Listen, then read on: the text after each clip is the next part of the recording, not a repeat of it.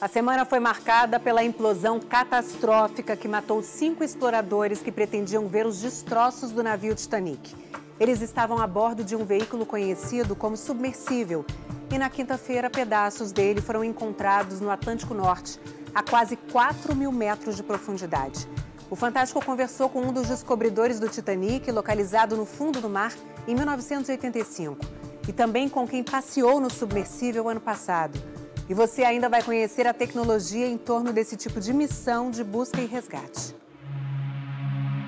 A 3.800 metros, nas profundezas do Oceano Atlântico, dorme para sempre um gigante. Um navio inaufragável, diziam na época da construção do Titanic.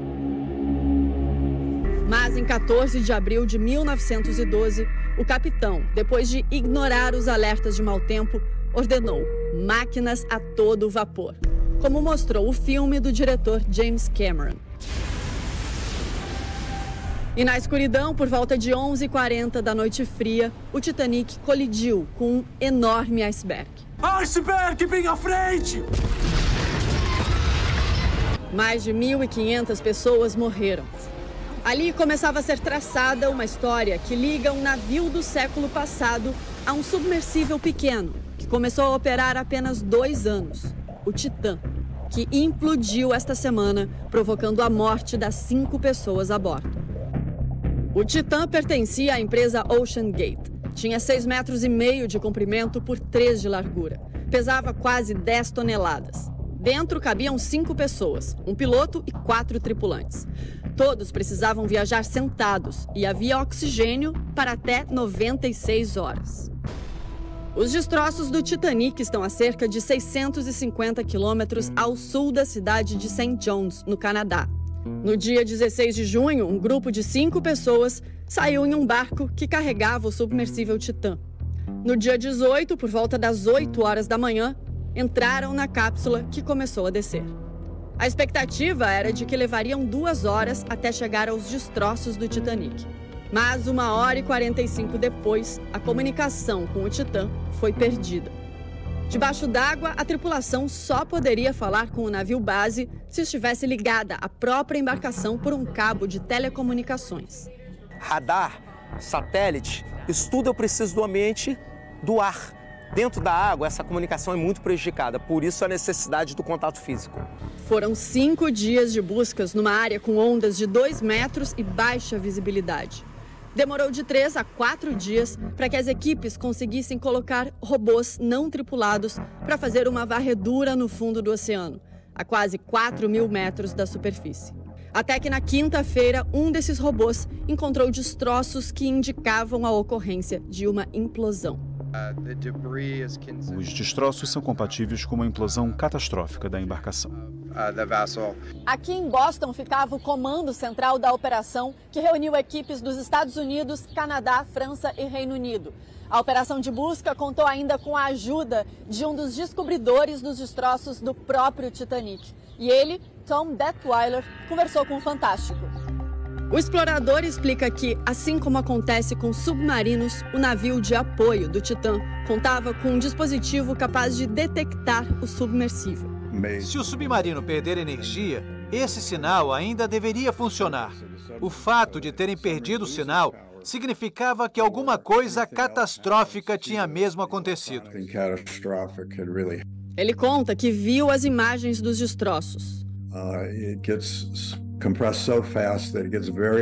A compressão é tão rápida que fica muito quente e você tem literalmente um flash. É uma compressão instantânea de tudo e o corpo humano não suporta essa condição. É improvável que consigam resgatar os corpos. Uma implosão seria quase como uma explosão ao contrário.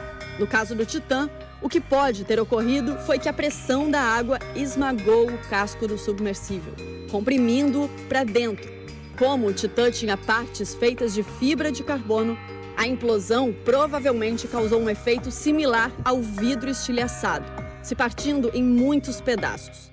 Já as partes em titânio devem ter se comportado como qualquer outro metal, ficando retorcidas. Ângelo é oceanógrafo e já realizou mergulhos profundos em submersíveis na costa brasileira. Esses submersíveis, eles têm que passar por esses testes de pressão para ter a segurança, né? O complexo do Senai Cimatec, na Bahia, tem um robô parecido com aquele que ajudou nas buscas do Titã. Esse aqui em específico, ele é operado, né, e monitorado através de um cabo. Esse cabo ele fica na superfície da água, com o cabo ligado a ele até o fundo do mar. E assim a pessoa fica dentro do navio, numa cabine, operando o equipamento. O Senai também tem uma câmara hiperbárica, uma máquina capaz de simular a pressão da água nas profundezas do oceano. Olha só como fica uma garrafa de alumínio quando submetida a uma pressão equivalente a apenas 30 metros de profundidade. O objetivo dos tripulantes do Titã era descer a uma profundidade 126 vezes maior. Os protocolos internacionais, eles são feitos para isso, para avaliar e testar que a segurança desse submersível é suficiente para ir àquela profundidade. Existem outros mergulhos feitos em submersíveis científicos que foram a profundidades muito maiores que essa, foram a 12 mil metros de profundidade.